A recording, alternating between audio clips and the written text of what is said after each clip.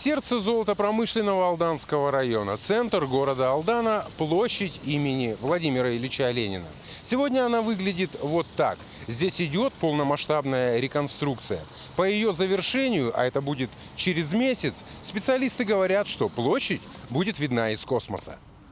Сейчас на площади работают несколько бригад. Пилят, режут, копают, бетонируют. Работы не прекращаются даже в дождь, потому что времени не так много, а ход работ под пристальным многоуровневым надзором.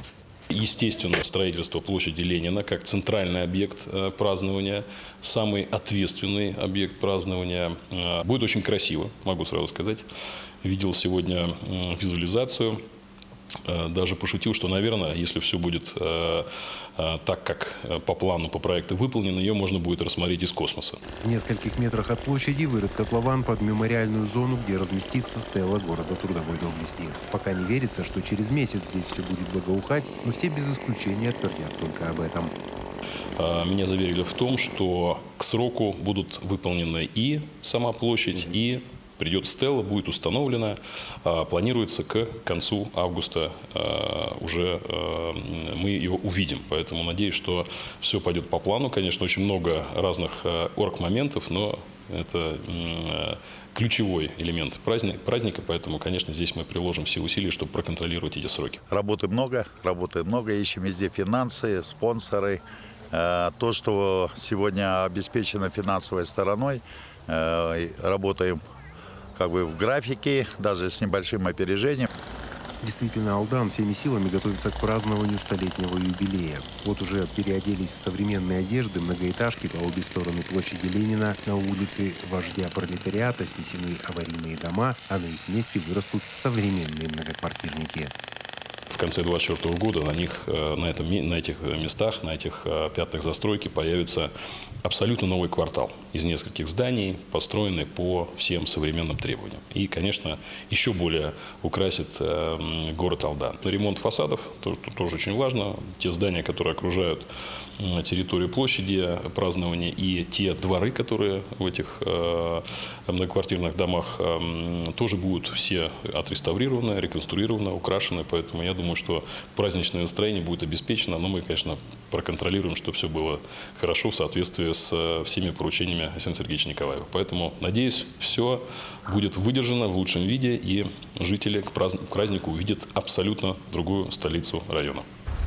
Торопятся и дорожные строители, которые уже одели в асфальт половину одной из старейших улиц города Феликса Дзержинского. Подрядчик обязался досрочно сдать объект к празднованию юбилея города. Полностью объект у меня стоит 1 сентября. Здесь также еще будут работы произведены по заливке переходов по лотку водоотводному, к учреждениям, к магазинам, ну и гаражам по проекту. Чиновники высших рангов и народные депутаты следят не только за ходом подготовки к празднику. Визиты в Алдан сопровождаются посещением объектов образования и здравоохранения, где завершены или продолжаются капитальные ремонты. В этом году мы уже произвели ремонт кровли основного корпуса трехэтажного здания Комарова 27. Начат ремонт в гинекологическом отделении. И с 15 июля мы начинаем ремонт второго этажа. Это хирургический профиль, хирургическое отделение, полностью замена системы отопления и полностью реконструкция отделения. В спортивном зале общежития Алданского медколледжа кипит работа, а масштабный ремонт начался благодаря республиканской программе капитальных ремонтов в среднеспециальных образовательных учреждениях, куда попал медколледж. Сдать объект под ключ подрядчики должны к началу учебного года.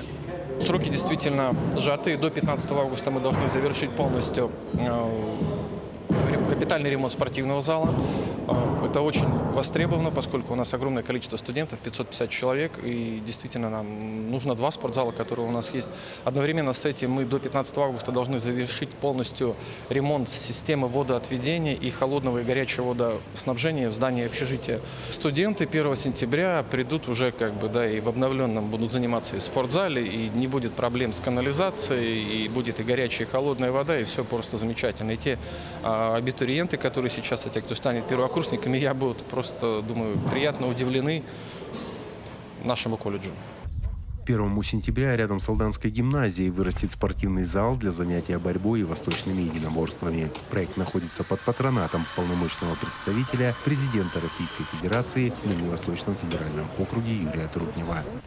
1 сентября уже мы увидим этот объект готовым. Спортзал строится рядом с гимназией.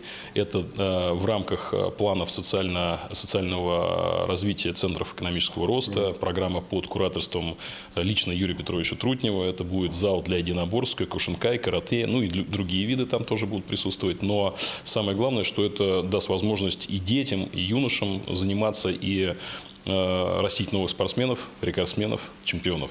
Поэтому это тоже большое событие. Скажу, что у нас 3 таких объекта в Якутии появятся в этом году. 2 в Якутске, 1 в Алдане. Городские власти призывают бизнес и предпринимательское сообщество облагородить свои учреждения, магазины, офисы, а жители города бережно относиться к своему родному Алдану. Город очень такой серьезный, хорошее развитие его есть. И самое главное, что смотрю, руководство у вас живое. Вот это радует. Потому что когда бездельники, то, соответственно, и ничего не делается. Поэтому здесь у вас мэр хороший, то есть он, смотрю, озадаченно делает парковую культуру, социалки волнуются, дороги делает центральные. И прямо вот хочется помочь всегда таким людям. Потому что они созидают, делают. И смотрю, преображается город, становится городом в действительности. Продолжается 3-й этап строительства в парке Артасала или Золотой, как называют его местные. Объект еще не завершен полностью, а алданцы уже облюбовали его аллеи и проводят здесь торжественные мероприятия. На одном из них, в День семьи, любви и верности, побывал глава республики Айсен Николаев. Наша задача 1 сентября закончить здесь работы, преобразить всю левую сторону, то бишь вот эта сторона, где ведутся все работы ООО «Сахалит», сделаем для людей, это будет большой подарок. Работы будут по парку продолжаться и 4-м этапом. Сегодня ищем источник финансирования в объеме 85 миллионов. 2024 год стоит тоже в планах и должны сделать парк достоянием Золотого Алдана. Депутат Государственной Думы Российской Федерации Галина Данчикова в поездке по региону также побывала в Алдане. Кроме уже вышеперечисленных мест строительства и ремонтов, она встретилась с золотопромышленниками. На встречу обсудили не только перспективы золотодобывающей отрасли, но и так называемый старательский закон, вокруг которого много дискуссий. Коллеги высказали мнение, что данная сфера должна быть введена в правовое поле. Но это должно быть все детально прямо прописано в законе. То есть ничего, постараться законопроект доработать так, чтобы отсылочных норм было меньше, чтобы этот закон работал и не создавал какие-то социальную напряженность нашему населению. Есть мнение, вот я его, наверное, озвучу, у ряда коллег, экспертов, которые говорят о том, что возможно дать приоритет заниматься именно строительской деятельностью местному населению, жителям, ну, как приоритет. Опасения вызывает и экологическая безопасность. Не секрет, что ежегодно возникают эпизоды, когда безответственные промышленники и старатели загрязняют реки и водоемы, нанося вред окружающей среде. Знаете, наверное, очень часто появляется информация по экологическому загрязнению наших рек. Это очень серьезный вопрос, контрольные, надзорные функции. Конечно, нужно синхронизировать данный законопроект с теми законами и кодексами, которые уже сегодня работают. Земельный, лесной, водный, закон о драгоценных камнях и металлах. Ну, то есть достаточно серьезная доработка требуется. А вот резюме такое, все считают, что в правовое поле эту деятельность надо вводить. Потому что на осыпных и не высокой выработке месторождениях или участках люди все равно работают. Основные задачи, на решение которых направлен законопроект, стимулировать граждан к легальной добыче золота. Озвучивают законопроект в министерствах и ведомствах. Однако промышленники видят и другую сторону медали. Тот вариант закона, который сейчас продвигается, он навряд ли будет работать в том виде, в котором его сейчас принимают. И мы всерьез опасаемся, конечно, роста криминала в связи с этим.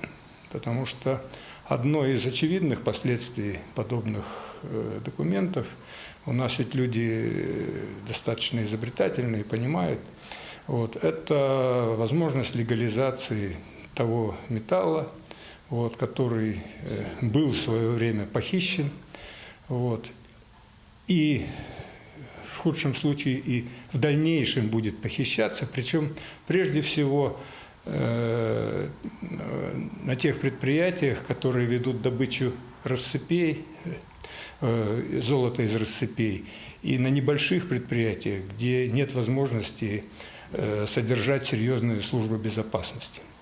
Свой вековой юбилей Алдан отметит уже через месяц, 2 сентября. Город трудовой доблести будет встречать гостей посвежевшим, обновленным и в полной уверенности, что преображения только начинаются.